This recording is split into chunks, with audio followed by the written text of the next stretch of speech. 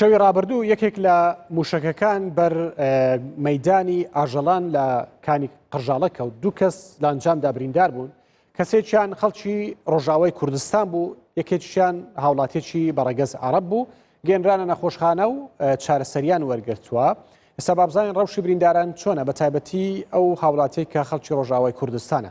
هاوکارم زەردەشت حەممێ چۆتە بەردەم نەخۆشخانەی ئێمرجنسی، زانیاری زیاترم پێ دەدات. زەردەشت ئەفدەمێتە باش بە ڕەوشاوی برینداری چاوایە نەهات، تەندروستاوی باشە؟ دەم باش کۆڤان ئەز نها لە پێش نەخۆشخانەیە ئێمرجنسیمە و تایبەت ئیرۆ نەخۆشێک و ڕێگەز عەرەب و تاوانی زمانیا عەرەب ji bo nexweşxaneyê rizgarî hate veguhastin lê tenê niha li vê nexweşxaneya îmêrcinsî ew gêncê ji bajarê Kobanê Rojavayê Kurdistanê lê maye dibin çavdîriya çir de ye. Îro bavê wî bi alîkariya rêvebertiya sînûriya di navbera Fîşxabûr û Sêmalka ya di navbera Rojava Başûrê Kurdistanê de gêişte hewlêr ji bo ku rewşa kurê xwe bişopîne bi alîkariya hikûmeta Herêma Kurdistanê gêişte hewlêrê niha digel min ez dixwazim yekser li gel wî biaxivim rewşa kurê wî çawa ye ew berî çareyeke yan çend xulekekî li jora wî bû di jora çavdîre çir da bû rewşa kurê xwe dipirsî. Birêz Xadir tu bixwe bavê Mustafayî tu îro ji Kobanê hatiye rewşa kurê te ti berî çend deqan jor bû çawa ye rewşa wî? Berê saetê de çûme ew niha dorê saetekê dinêre me pêş da tê lawê min pêş da tê baş dibe. Tu çawa ji Kobanê hatî rê çaw bû rê çaweşter hate vekirin? Ji Kobanê ez hatim ez gehîştme mabera Sêmelka Fîşxabûr serbest ez beradim. Ez hatim Millî Eqlîm Kurdistan serbest. Ez neazibandim newî millî newî millî. Baş niha rewşa kurê te li vê derê alîkarî çawan e hûn memnûnin?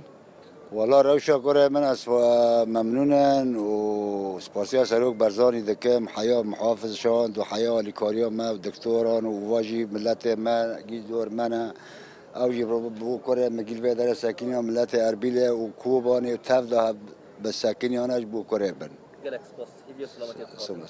Birêz Celal heger tu jî ji min re biaxivî tu jî ji doh da tu li pêş nexweşxaneyê dost û xizm hemî li virin mirov hemî li virin yanî dohnî nûçeyek belav bû digotin nigekî Mustafa qut bûye gelo ev xeber çi xwast rast e?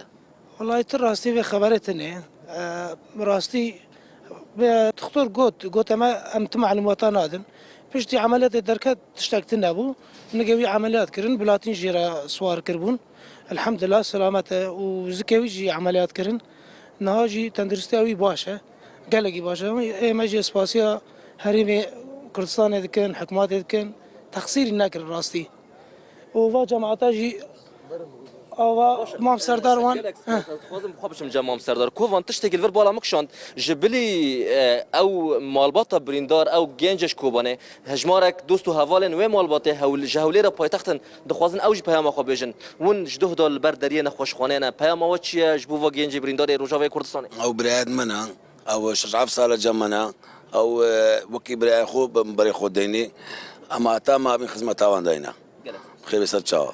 Berê kovan dixwazim we tekez bikim ev kesên vê derê dost û xizmin hevalin çi ji hewlêrê çi ji Rojavayê Kurdistanê ya herî giring ew birîndarê ji Rojavayê Kurdistanê nigê wî nehatiye qutkirine tenê birîndar bê lê dibin çavdîriya çir da ye. سپاس بۆ هاوکارم زەردەشت حەممێ کە لە هەولێرەوە لەگەڵمان بووی.